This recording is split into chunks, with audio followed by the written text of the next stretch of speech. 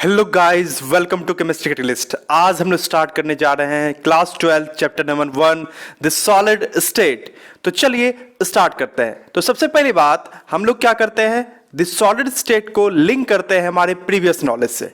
तो याद होगा आपको कि मैटर आप पढ़ चुके हैं पहले। मैटर की दो प्रॉपर्टीज होते हैं। First one is physical properties and another one is chemical properties. So on the basis of physical property there are three states of matter. First one is called solid state, another is liquid state and gaseous state. तो there are three states of matter on the basis of properties. Okay, तो इसमें से आप gaseous state class 11 में पढ़ चुके हैं और साथ ही साथ लिक्विड स्टेट भी क्लास 11 में पढ़ चुके हैं। गैसियस स्टेट के लिए डिटेल डिस्कशन एक लंबा चौड़ा चैप्टर होता है, बट लिक्विड स्टेट जो है बहुत शॉर्ट में डिस्कस किया गया, जिसमें विस्कोसिटी वाला टर्म आपने पढ़ा होगा। अब आज हम लोग पढ़ेंगे the solid state. Okay, this solid state. सबसे पहली बात, सॉलिड स्टेट के चैप्टर को स्टार्ट करने से पहले हम लोग बेसिक आइडिया ले लेते हैं difference between solid, liquid and gas, और एक खास टर्म जिसे कहते हैं कॉन्स्टिट्यूएंट पार्टिकल, इसके बारे में जान लेते हैं, क्योंकि दिस सॉलिड स्टेट चैप्टर में बार बार ये वर्ड यूज होगा, कॉन्स्टिट्यूएंट पार्टिकल। तो चलिए इससे पहले कॉपी कर लीजिए। तो सॉलिड, लिक्विड एंड गैस के में डिफरेंस पता करने का सबसे अच्छा तरीका है डिस्टिंग्विश कर लेते हैं। Okay, solid, liquid and gas में। तो सबसे पहली बात solid, then liquid and last क्या, gas. Solid, liquid and gas. अब डिस्टिंग्विश की अगर बात करें तो फर्स्ट वन मैं करूंगा inter particle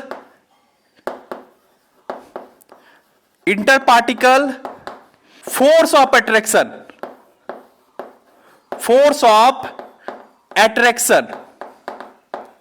okay, inter particle force of attraction, क्योंकि ये मेजर टर्म है, इसी पे और सारे प्रॉपर्टीज डिपेंड करते हैं। तो inter particle force of attraction को यदि आप देखिएगा तो क्या होता है, सॉलिड में ये हाई होता है, सॉलिड में सबसे ज्यादा होता है, उसके बाद गैस में सबसे कम होता है, लो होता है, और अगर लिक्विड में कहें लेस देन solid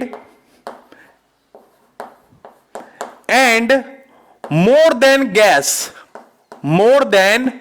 gas, यानी कि आप अगर कहें inter particle force of attraction तो सबसे ज्यादा सॉलिड में, उससे कम किसमें, आपको लिक्विड में, less than solid. Okay, and more than gas, सबसे कम किसमें, गैस में।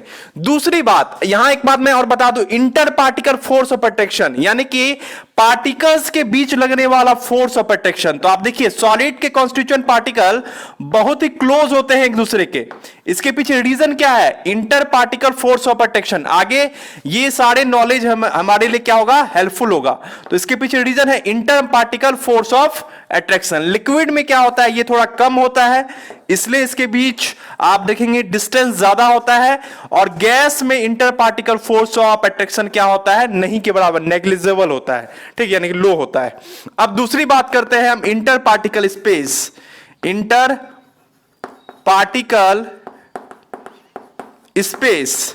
इंटर पार्टिकल स्पेस आप देख रहे हैं, क्योंकि इसमें अट्रैक्शन ज्यादा तो स्पेस क्या, कम। तो आप देखेंगे स्पेस इसमें क्या है, मिनिमम है, इसमें क्या होगा, सबसे ज्यादा, मैक्सिमम, और इसमें बीच वाला हम कह सकते हैं इंटरमीडिएट। ओके, सबसे कम किसमें, इसमें, क्योंकि अट्रैक्शन फोर्स क्या है, ज्यादा। आप ऐसे रिलेशनशिप भी कर सकते हैं कि अट्रैक्शन फोर्स इनवर्सली प्रोपोर्शनल होता है किसके, इंटर पार्टिकल स्पेस,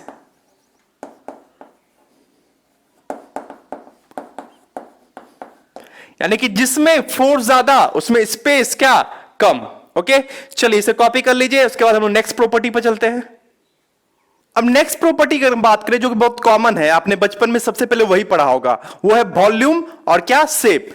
तो वॉल्यूम और शेप की बात करते हैं, तो सबसे पहले शेप ले लेते हैं। तो आप जानते हैं सॉलिड में inter particle force of attraction सबसे हाई होता है, तो इसके पार्टिकल्स क्या होंगे, एक दूसरे से बहुत क्लोज होंगे, तो इसका शेप क्या होगा, एकदम फिक्स होगा, तो हम कह सकते हैं डिफिनिट होगा, डिफिनिट शेप।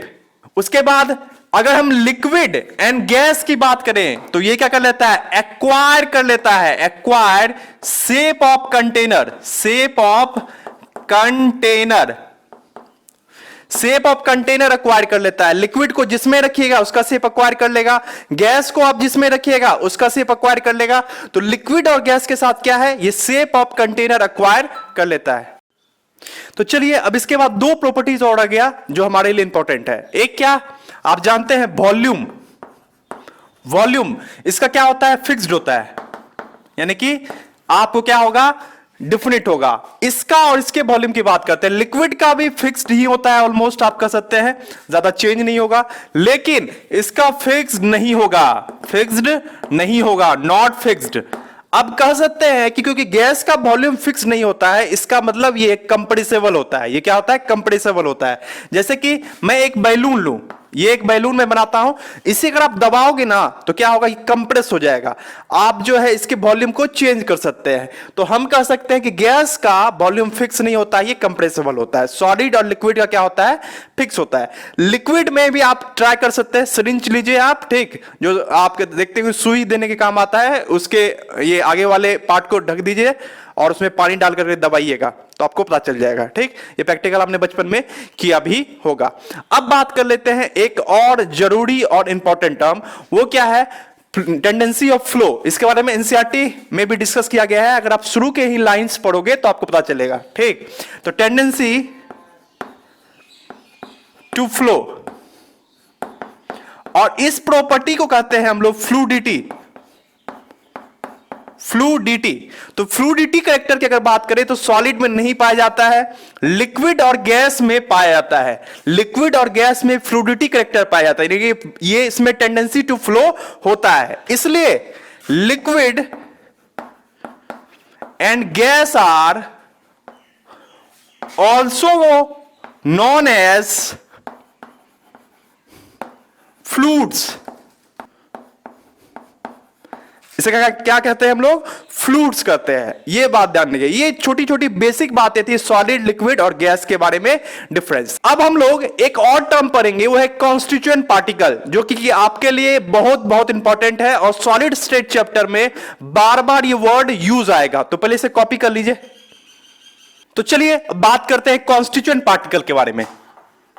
कॉन्स्टिट्यूएंट्स पार्टिकल,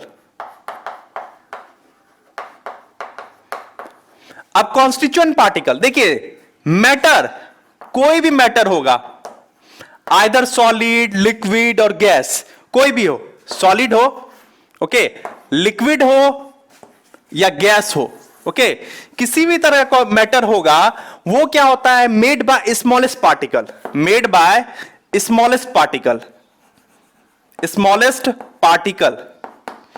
वो सॉलिड भी बना रहेगा, ठीक, आप लिक्विड भी स्मॉलेस्ट पार्टिकल से बना होगा और गैस भी स्मॉलेस्ट पार्टिकल से बना होगा।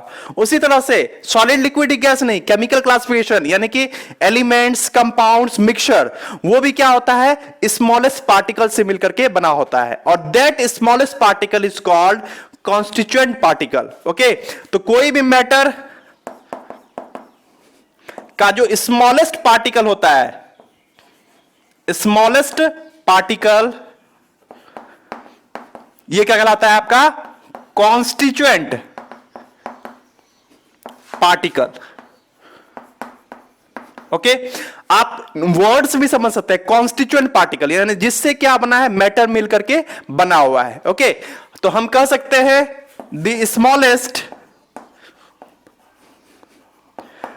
पार्टिकल ऑफ मैटर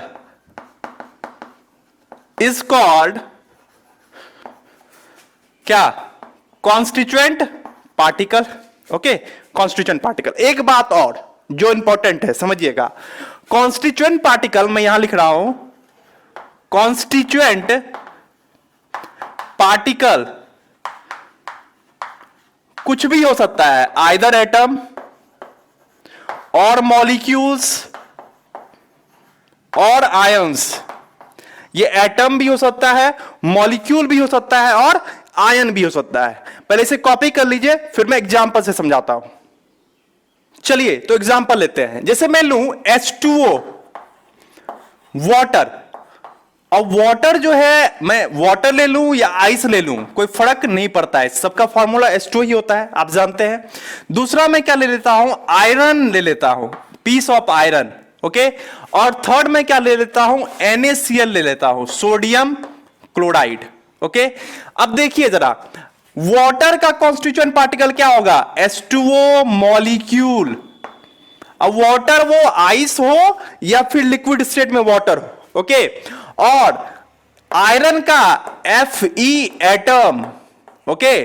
और जब हम NaCl की बात करेंगे तो इसमें क्या होगा, Na plus and Cl minus ion. यानी कि हम इसे कंक्लूजन में पहुंचते हैं कि constituent particle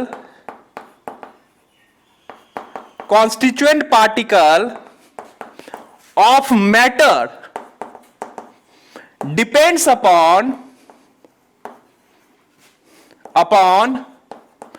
nature of matter. आप यहां देख पा रहे हैं कि एक कोवैलेंट कंपाउंड है, तो इसमें कॉन्स्टिट्यूएंट पार्टिकल क्या है, H2O मॉलिक्यूल। ये क्या है, आपको एक मेटल है, इसमें कॉन्स्टिट्यूएंट पार्टिकल क्या है, Fe एटम। और ये क्या है आपको, NaCl, एक आयनिक कंपाउंड है, तो इसमें कॉन्स्टिट्यूएंट पार्टिकल क्या है, Na प्लस और Cl माइनस आयन, ओके। तो जब हम लोग सॉलिड स्टेट में बात करेंगे तो बार बार ये वर्ड आएगा क्या, कॉन्स्टिट्यूएंट पार्टिकल। तो वहां पे वो डिपेंड करेगा क्या, नेचर ऑफ, यानी कि प्रॉपर्टीज ऑफ मैटर पे, कि वो कौन सा मैटर है, ओके। चलिए इसे नोट कर लीजिए। तो चलिए अब आप जो है कॉन्स्टिट्यूएंट पार्टिकल भी समझ चुके हैं, अब हम लोग चलते हैं द सॉलिड स्टेट पे, ओके। The solid state. अब सॉलिड स्टेट की अगर हम बात करें तो देखिए, सॉलिड, हम कुछ एग्जांपल से स्टार्ट करते हैं। देखिए आसपास जरा देखिए कि सॉलिड क्या क्या है। तो मैं सॉलिड का एग्जांपल लेता हूं, जैसे क्या, डायमंड, मैं ले लेता हूं क्या, Fe metal, iron metal, okay. और मैं एग्जांपल ले लेता हूं, जैसे क्या, NaCl नमक। आप देख रहे हैं NaCl क्या होता है, क्रिस्टल के फॉर्म में पाया जाता है। ये सारे एग्जांपल्स आपको दिख रहे हैं। और मैं कुछ एग्जांपल्स लेता हूं, जैसे क्या, प्लास्टिक। उसके बाद क्या कहोगे सर, ग्लास, ओके, ठीक है, ग्लास। अब जरा देखिए, ये जो आपको एग्जांपल्स दिख रहे हैं, आप बचपन से ये सोचते आ रहे हैं कि ये सारे के सारे क्या है, सॉलिड्स हैं, ओके। बट यहां पे मैं आपको कुछ खास बातें बताने जा रहा हूं, जरा ध्यान से सुनिएगा। आपने खिड़की देखी होगी, विंडोज, उसके ग्लास को देखा होगा। ये देखिए, यदि ये विंडो का ग्लास है तो जरा इसे देखिए। ये ग्लास आप जब स्टार्टिंग में विंडो में लगाया जाता है तो ये क्या होता है, इसका थिकनेस, इसके थिकनेस की अगर हम बात करें, मान लीजिए ये थिकनेस है आपका इसका, ओके। तो ये क्या होता है, हर एक पार्ट में इसका थिकनेस इक्वल होता है। लेकिन बहुत टाइम बाद, यानी कि 10 ईयर ले लो, 10 to 15 ईयर्स, ओके, इसे यदि हम चेक करने के लिए जाए, कोई बहुत पुराना क्या हो घर हो, उसके विंडो के ग्लास को चेक करने जाओ, तो आप क्या देखोगे कि इसके नीचे का पार्ट ज्यादा मोटा हो गया है, इसका थिकनेस क्या हो गया है, बढ़ गया है, जबकि ऊपर का पार्ट क्या थिकनेस क्या हो गया है, घट गया है। अब ये बात जो है स्टार्टिंग में साइंटिस्ट को बड़ा ही कंफ्यूज कर रही थी कि आखिर भाई ऐसा क्यों हो जा रहा है, जबकि सॉलिड का प्रॉपर्टी क्या है, अभी जस्ट हम लोग देखे हैं कि सॉलिड का क्या होता है, शेप फिक्स होता है। तो आखिर यहां पे सॉलिड का शेप कैसे चेंज हो गया, नीचे में थिकनेस बढ़ गया, ऊपर में घट गया, आखिर ऐसा कैसे हो गया, ओके।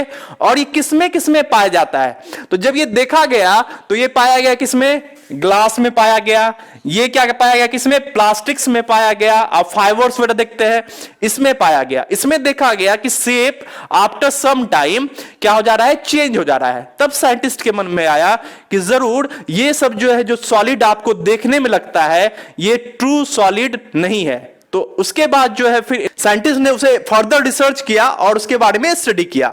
तो उसके बाद पता चला कि देखिए, ये जो आपको सॉलिड्स देख रहे हैं ना, ये नॉट ट्रू सॉलिड, ये ट्रू सॉलिड नहीं है। ओके, नॉट ट्रू सॉलिड, तो इसे नाम रखा गया pseudo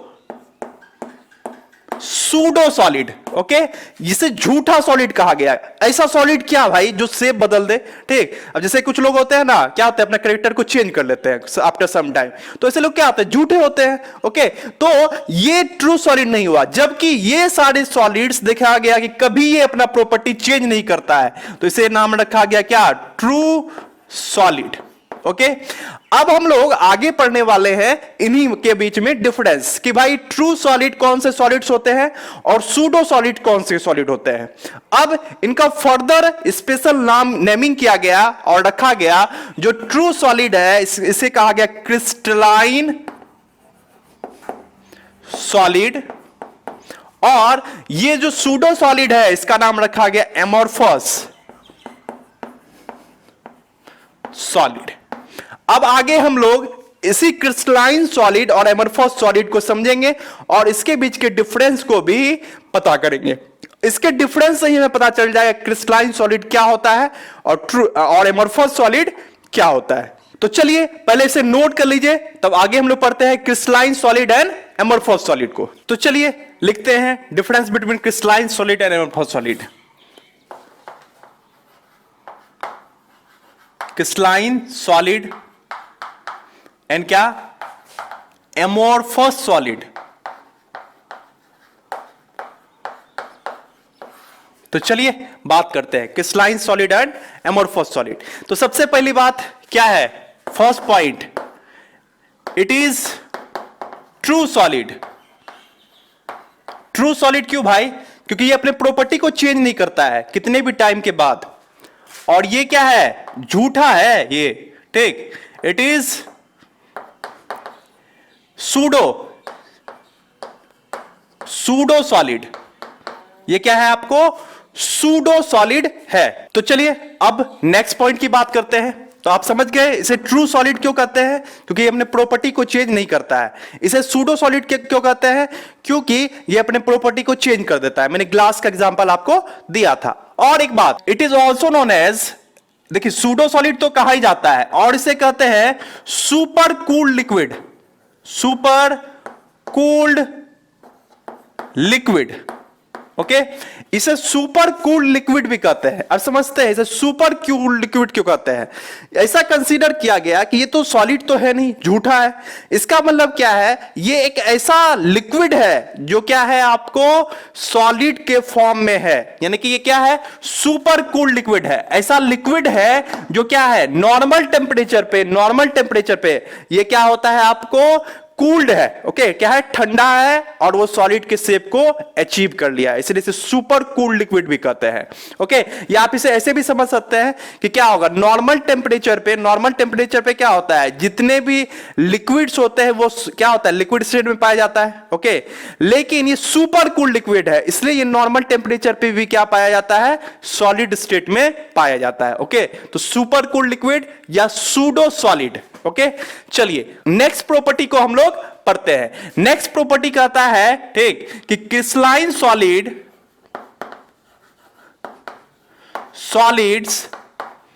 have regular arrangement of constituent particle.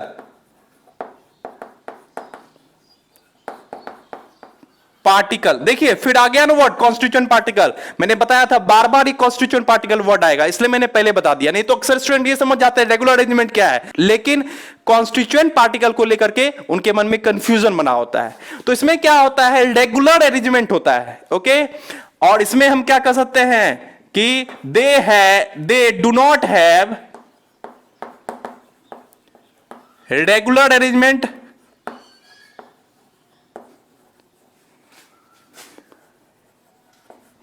Of constituent particle. इसमें आपको रेगुलर अरेंजमेंट नहीं दिखेगा। अब चलिए हम देखते हैं, मान लीजिए कि सॉलिड है जो दो तरह के कॉन्स्टिट्यूएंट पार्टिकल से मिलकर के बना है, एक को मैं ब्लैंक से दिखाता हूं और दूसरे को क्रॉस से। ओके, तो ये देखिए इसमें रेगुलर अरेंजमेंट होगा, blank cross blank cross blank cross इस तरह से क्या होगा, पूरी तरह से रेगुलर अरेंजमेंट होगा। ये देखिए क्रॉस, फिर ब्लैंक, फिर क्या क्रॉस, आप इस तरह से देखेंगे रेगुलर अरेंजमेंट, रेगुलरिटी को ये फॉलो करता है। ओके, लेकिन इसमें क्या होगा, इसमें कोई रेगुलरिटी नहीं है। हो सकता है 2 ब्लैंक हो जाए, फिर एक क्रॉस हो जाए, फिर हो सकता है 1 ब्लैंक हो जाए, एक क्रॉस हो जाए, फिर 1 ब्लैंक, फिर 2 क्रॉस। देखिए किसी भी तरह के रेगुलरिटी को ये फॉलो नहीं कर रहा है। अब यहां देखिए 3 क्रॉस हो गया एक साथ, फिर 1 ब्लैंक, 2 ब्लैंक, उसके बाद क्या 2 क्रॉस हो गया, 1 ब्लैंक। देखिए कोई रेगुलरिटी है क्या, इसमें कोई रेगुलरिटी नहीं है। इसमें क्या होता है, रेगुलर अरेंजमेंट होता है। अब दूसरा और नेक्स्ट पॉइंट हम लोग पढ़ते हैं, वो है इसमें क्या होता है, crystalline solid have long range order. Long range order का क्या मीनिंग है समझिए, इसका ऑर्डर क्या है, लंबे समय तक क्या होगा, एक जैसा होगा। ये देखिए blank cross, blank cross, blank cross, blank cross, एक रेगुलरिटी को फॉलो कर रहा है कितने लंबे समय तक, इसलिए क्या कहेंगे हम लोग, लॉन्ग रेंज ऑर्डर। ओके, इसकी बात कर लेते हैं। इसमें क्या होता है, शॉर्ट रेंज ऑर्डर होता है, शॉर्ट रेंज ऑर्डर। तो आप देख पा रहे हैं कि एमोर्फस सॉलिड में क्या शॉर्ट रेंज ऑर्डर है। जैसे देखिए ब्लैंक ब्लैंक आया है, तो अब हम क्या एक्सपेक्ट करेंगे, आगे भी ब्लैंक आएगा, यहां भी ब्लैंक, यहां भी ब्लैंक आना चाहिए। ठीक है, कोई दिक्कत नहीं। हम यहां ब्लैंक ब्लैंक एक्सपेक्ट किए, इसके बाद क्रॉस एक्सेप्ट कर लिए, तो फिर सोचेंगे क्या 2 क्रॉस ही आएगा। यानी कि किसी भी तरह का एक रेगुलरिटी लंबे समय तक फॉलो ये नहीं कर पा रहा है, यानी कि क्या कहेंगे हम लोग, शॉर्ट रेंज ऑर्डर कहेंगे। ये लंबे समय तक एक तरह के रेगुलरिटी को फॉलो नहीं कर पाता है, ये बस शॉर्ट टाइम तक ही रेगुलरिटी को फॉलो कर पाता है। देखिए शॉर्ट टाइम तक ब्लैंक ब्लैंक दिखाता तो सोचते फिर ब्लैंक ब्लैंक होता, या फिर क्रॉस दिखा तो फिर हम एक्सपेक्ट कर रहे थे क्या क्रॉस होता। ये इसमें क्या पाया जाता है, शॉर्ट रेंज ऑर्डर पाया जाता है। तो ये 3 प्रॉपर्टीज हो गए। चलिए 4th प्रॉपर्टी को हम लोग पढ़ेंगे, इससे पहले जरा इसे कॉपी कर लीजिए। चलिए अब हम लोग 4th प्रॉपर्टी पढ़ते हैं। इसे ध्यान से देखिए, बहुत इंपॉर्टेंट है और अक्सर स्टूडेंट इसमें कंफ्यूज हो जाते हैं। ठीक, तो क्रिस्टलाइन सॉलिड क्या होता है, crystalline solids are anisotropic in nature। ये क्या होता है, एनआइसोट्रॉपिक इन नेचर होता है। और एमोर्फस सॉलिड क्या होता है, आइसोट्रॉपिक इन नेचर। ध्यान दीजिएगा, आइसोट्रॉपिक इन नेचर। तो क्रिस्टलाइन सॉलिड क्या होता है, एनआइसोट्रॉपिक होता है, और एमोर्फस सॉलिड क्या होता है, आइसोट्रॉपिक इन नेचर। अब देखिए अक्सर स्टूडेंट को एनआइसोट्रॉपिक और आइसोट्रॉपिक में कंफ्यूजन होता है। मैं इतने अच्छे से आपको इसे समझाऊंगा कि आप चाह करके भी इसे नहीं भूल पाओगे। तो चलिए जरा देखते हैं। पहले मैं आइसोट्रॉपिक में देखता हूं। ओके, आइसो प्लस क्या ट्रॉपिक, मैं इसे क्या कर देता हूं, तोड़ देता हूं। देखो आइसो मतलब सेम, आप जानते हैं। ओके, ट्रॉपिक मतलब ध्यान रखिएगा, फिजिकल प्रॉपर्टीज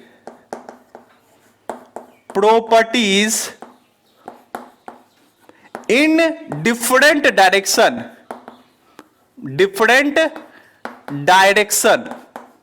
ओके, अब यहां ध्यान दीजिएगा, मैं एन आइसोट्रॉपिक को तोड़ के समझाता हूं। एन आइसो प्लस क्या ट्रॉपिक, तो सिंपल सी बात है, यहां आइसो मतलब क्या सेम, ट्रॉपिक मतलब क्या physical property in different direction.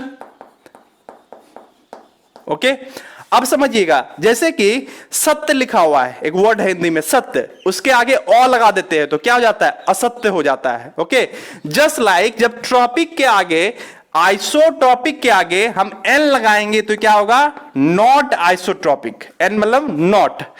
अब यहां हम लोग समझते हैं physical property in different direction same होता है। कैसे भाई, मैं एक क्या लेता हूं, ग्लास लेता हूं। अब फिजिकल प्रॉपर्टी क्या क्या है, रिफ्लेक्टिव इंडेक्स हो गया, इंडक्टिविटी हो गया, तो ये सब क्या है, फिजिकल प्रॉपर्टी है। अब देखिए ग्लास, रिफ्लेक्टिव इंडेक्स यानी कि वो लाइट को कितना रिफ्लेक्ट करता है। आप देखते हैं कि अगर आप इस डायरेक्शन में जाएं ग्लास में और इस डायरेक्शन से जाएं, हर एक पार्ट से ये क्या होता है, इक्वल लाइट रिफ्लेक्ट करता है। इसलिए आपको अपना फेस जो है ग्लास में यानी कि मिरर में क्या होता है, एक जैसा दिखता है, एकदम कांस्टेंट। जबकि हम लेते हैं एग्जांपल किसका, एन आइसोट्रॉपिक यानी क्रिस्टलाइन सॉलिड। तो डायमंड हो गया एग्जांपल, आपने डायमंड में भी दिखा होगा, ठीक। अगर इस तरह का कुछ डायमंड है तो उसका कुछ इस पार्ट में आपका चेहरा दिखेगा, इस पार्ट में चेहरा दिखेगा, कहीं नहीं दिखेगा, यानी कहीं दिखता है कहीं नहीं दिखता है।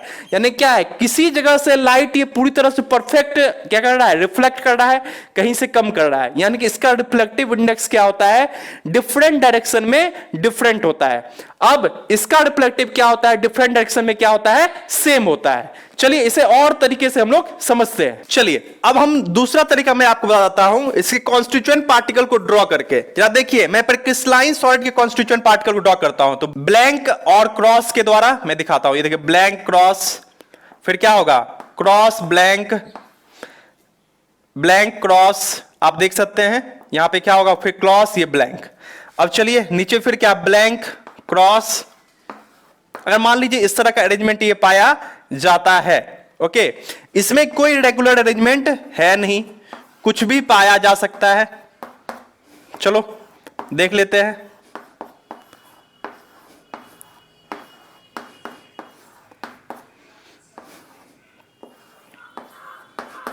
अब जरा इस पॉइंट से हम चलना स्टार्ट करते हैं। देखिए ए डायरेक्शन में जाइए आप जरा, और आप जाइए क्या, बी डायरेक्शन में जाइए, इस डायरेक्शन में, ओके। इस डायरेक्शन में नहीं जा सकते, नहीं तो फिर ये डायरेक्शन और डायरेक्शन क्या होगा, सेम। तो ये ए पॉइंट है जहां से हम बी डायरेक्शन में जा रहे हैं और सी डायरेक्शन में। अब चलिए देखिए, ए डायरेक्शन में आप जाइए तो फिर क्या मिला, यहां क्रॉस ब्लैंक क्रॉस, फिर क्या मिलेगा, ब्लैंक, ओके।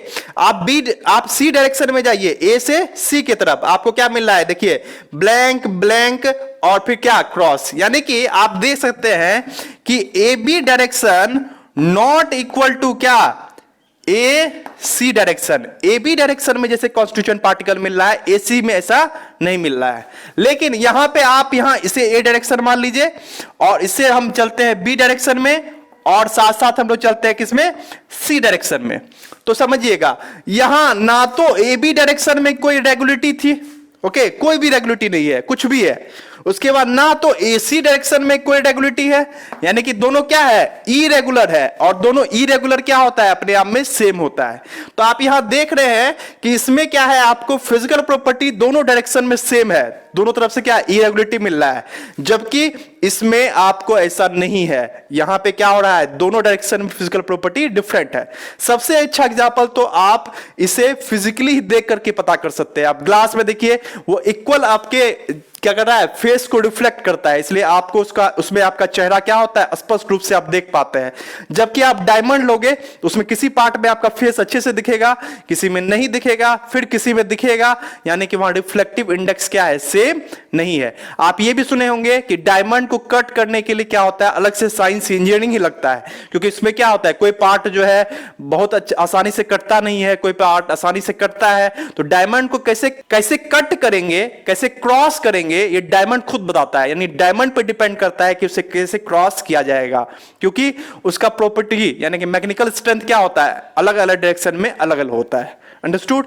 तो ये था isotropic and an isotropic. Mainly आपको क्या करना है, इसे याद रखना है, तो आप ध्यान रखिएगा, आइसो प्लस ट्रॉपिक, आइसो मतलब क्या, सेम, ट्रॉपिक मतलब physical property in different direction. तो ये एक ऐसा चीज है जो उल्टा है, एमॉर्फस में क्या है, आपको ये सेम पाया जाता है, जबकि इसमें आप देखते हैं क्या, सेम नहीं पाया जाता है। वरना रेगुलर टाइप की चीजें सब किसमें है, आपको क्रिस्टलाइन सॉलिड में है, एमॉर्फस में ऐसा नहीं है। तो आई होप कि आप इसे समझ गए होंगे। तो चलिए नोट कर लीजिए। तो चलिए अब फिफ्थ प्रॉपर्टी पर डिस्कस करते हैं। तो फिफ्थ प्रॉपर्टी है आपका क्लीवेज प्रॉपर्टी। अब क्लीवेज प्रॉपर्टी देखते हैं हम लोग क्रिस्टलाइन और एमॉर्फस का। देखिए सबसे पहले समझ लेते हैं, यदि एक क्रिस्टलाइन सॉलिड है, इसे आप क्या करते हैं, शार्प एज टूल से काटते हैं, ओके, शार्प एज टूल से काटते हैं हम लोग, ओके, जैसे नाइफ वगैरह से हम लोग इसे कट करते हैं। तो जो न्यू सरफेस बनेगा ना, ये पूरी तरह से स्मूथ होगा। क्या होगा, न्यू सरफेस क्या होगा, स्मूथ होगा। ओके, स्मूथ आपको देखने को मिलेगा। जबकि अगर आप एमोर्फस सॉलिड है और इसे आप कट करोगे किसे, शार्प एज टूल से, तो क्या बनेगा आपको, न्यू सरफेस। जो आपको न्यू सरफेस बनना है ये क्या होगा, इरेगुलर होगा, ये स्मूथ नहीं होगा, ये क्या होगा, इरेगुलर होगा। ओके, तो हम कह सकते हैं, ठीक, व्हेन क्रिस्टलाइन सॉलिड, लिखिएगा, when crystalline solid cut with sharp edge tool, when crystalline solid cut with sharp edge tool, then new generated surface is smooth. Okay, then new generated surface is smooth or regular. और amorphous में लिखिएगा, when amorphous solid cut with sharp edge tool, new generated surface is irregular. Okay, या not smooth. तो ये property भी आप समझ चुके हैं। फिगर जरूर ड्रॉ कर लीजिए। चलिए, एग्जाम में आपको फिगर नहीं दिखाना है, लेकिन नोटबुक में जरूर रहने दीजिएगा। ओके, आप लोगों को नोट्स बनाना बहुत इंपॉर्टेंट है, इसलिए प्रॉपर्ली वीडियो के साथ नोट भी बनाइए। और वीडियो अच्छा लगे तो चैनल सब्सक्राइब भी जरूर कर दीजिएगा। तो चलिए, अब हम लोग 6 प्रॉपर्टी पर डिस्कस करते हैं। तो हमारा 6 प्रॉपर्टी क्या है, crystalline solids have sharp melting point, melting point, इसके पास क्या होता है, शार्प मिल्टिंग पॉइंट होता है। But amorphous solid do not have sharp melting point. अभी हम लोग समझेंगे शार्प मिल्टिंग पॉइंट क्या होता है, समझते हैं। देखिए, शार्प मतलब क्या होता है, जैसे क्या कहते हैं हम लोग, जैसे नाइफ या ब्लेड, क्या होता है, शार्प, यानी कि एक स्पेसिफिक पॉइंट होता है। तो जस्ट लाइक क्रिस्टलाइन सॉलिड में क्या होता है, एक खास मिल्टिंग पॉइंट होता है, एकदम फिक्स मिल्टिंग पॉइंट होता है, जिसपे क्या हो जाता है, वो मिल्ट हो जाता है। आपने पढ़ा है, हर एक क्रिस्टलाइन सॉलिड का खास मिल्टिंग पॉइंट होता है। जैसे कि आप पढ़ते हैं किसका, आइस का मिल्टिंग पॉइंट पढ़ते हैं, या अनदर कोई मेटल का मिल्टिंग पॉइंट पढ़ते हैं, तो क्या होता है, खास मिल्टिंग पॉइंट होता है। इसे मैं एक ग्राफ से समझाता हूं आपको। देखिए, ये मैं एक ग्राफ ड्रॉ कर रहा हूं। ओके, यहां देते हैं टाइम और यहां देते हैं हम लोग क्या, टेम्परेचर। मान लीजिए क्रिस्टलाइन सॉलिड है, उसका इनिशियली कुछ ना कुछ टेम्परेचर होगा। मान लीजिए रूम टेम्परेचर पे है 25 डिग्री सेल्सियस होगा। तो इस टेम्परेचर से अब क्या करेंगे कि हम इसे हीट करना स्टार्ट करते हैं, और टाइम भी बढ़ता है, तो इस तरह से जाएगा। अभी ये मिल्ट नहीं कर रहा है। ओके, टेम्परेचर बढ़ा बढ़ा बढ़ा, ये एक पॉइंट आएगा, ये एक ऐसा पॉइंट आएगा जहां पे ये मिल्ट करना स्टार्ट करेगा। This is called its melting point. और यहां पे ये क्या होता है, ये दोनों स्टेट में होगा, सॉलिड भी और क्या, लिक्विड भी। यानी कुछ ऐसे कहते हैं सॉलिड होंगे, यानी सॉलिड का कुछ ऐसा पार्ट होगा जो अभी भी सॉलिड स्टेट में होगा, और कुछ पिघल चुका होगा। जैसे आप देखते हैं किसको, आइस को मिल्ट होते हुए देखते हैं। तो इनिशियली क्या होता है, पहले तो उसका टेम्परेचर हम लोग बढ़ाते हैं, उसके बाद क्या होता है, पिघलना स्टार्ट करता है। इनिशियली आप टेम्परेचर बढ़ाए, और ये पॉइंट ऐसा है जहां से पिघलना स्टार्ट किया। यहां पे क्या है, कुछ सॉलिड भी है उसका और लिक्विड भी है, और इसी पॉइंट को हम क्या करते हैं, उसका मिल्टिंग पॉइंट करते हैं, जिसपे ये मिल्ट करता है।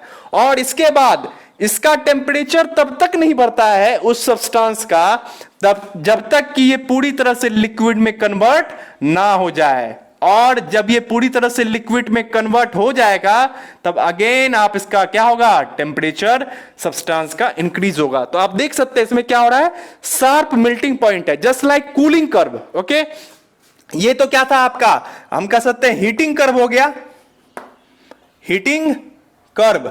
अब मैं एक कूलिंग कर्व ड्रॉ करता हूं, किसका, क्रिस्टलाइन सॉलिड का। ओके, तो देखिएगा जरा, मैं क्रिस्टलाइन सॉलिड का कूलिंग कर्व ड्रॉ करता हूं, यहीं पे करता हूं, जरा ध्यान दीजिएगा, यहां पे मैं ड्रॉ कर रहा हूं। ये क्रिस्टलाइन सॉलिड का ही है, मत समझिए एमोर्फस सॉलिड है। ओके, तो अब क्रिस्टलाइन सॉलिड समझिए कि ये कुछ खास टेम्परेचर पे होगा, समथिंग टेम्परेचर होगा। ओके, जब ये क्या होगा, लिक्विड स्टेट में होगा, और ये हो गया टाइम। अब देखिए इसका टेम्परेचर घटता जा रहा है, ये देखिए घटा घटा घटा, अब एक ऐसा समय आएगा जब ही ये क्या करना होगा, ठंडा होकर के सॉलिड में चेंज होना लगेगा, और ये क्या होगा, एक फिक्स टेम्परेचर होगा, शार्प मेल्टिंग पॉइंट, एक फिक्स टेम्परेचर। और उसके बाद जब ये सॉलिड में चेंज हो जाएगा, इसके बाद इसके टेम्परेचर को आप और घटा सकते हैं। तो ये कौन सा कर्व हो गया, कूलिंग कर्व हो गया। ओके, तो इसका शार्प मेल्टिंग पॉइंट होता है किसका, क्रिस्टलाइन सॉलिड का, और इसका मेल्टिंग पॉइंट शार्प नहीं होता है एमोर्फोस का। इसे हम आगे समझते हैं, पहले जरा इसे कॉपी कर लीजिए। अब हम लोग बात करते हैं एमोर्फोस सॉलिड की। जरा देखते हैं, एमोर्फोस सॉलिड का शार्प मेल्टिंग पॉइंट नहीं होता है। That is amorphous solid melt at a range of temperature,